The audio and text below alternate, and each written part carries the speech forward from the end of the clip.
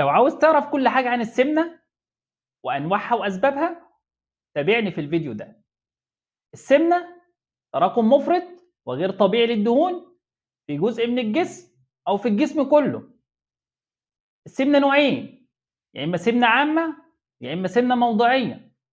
السمنة العامة ودي بتبقى في كل منطقة في الجسم، والسمنة الموضعية ودي بتبقى في منطقة معينة في الجسم زي الثدي، البطن، الأرداف، الفخذين، الذراعين إلى آخره. أسباب السمنة: السبب الأول والرئيسي هو الأكل الكتير اللي مليان سعرات حرارية عالية زي الوجبات السريعة، تيك أواي، الناس اللي بتاكل من بره، النشويات زي الرز والعيش والمكرونة والشعرية، السكريات، العصائر المصنعة والمواد الحافظة، المقليات، المشروبات الغازية. السبب الثاني قلة الحركة وقلة ممارسة الرياضة، الناس اللي قاعدة على الموبايلات 24 ساعة. السبب الثالث قلة النوم. قلة النوم بتأثر على 3 هرمونات.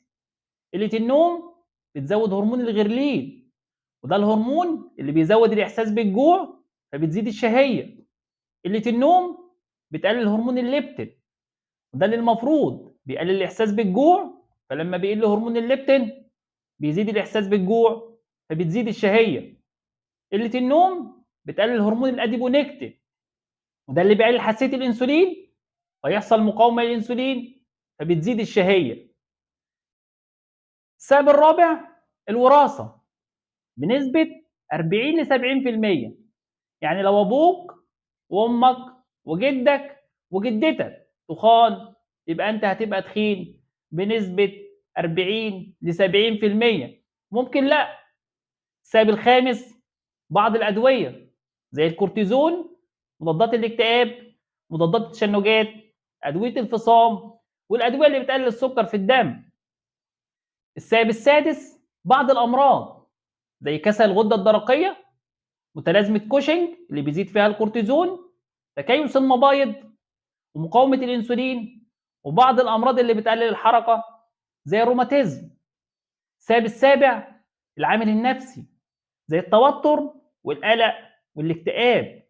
في ناس لما بتزعل بتاكل كتير، فيا ريت محدش يزعلهم عشان ما نخسرش فلوس كتير.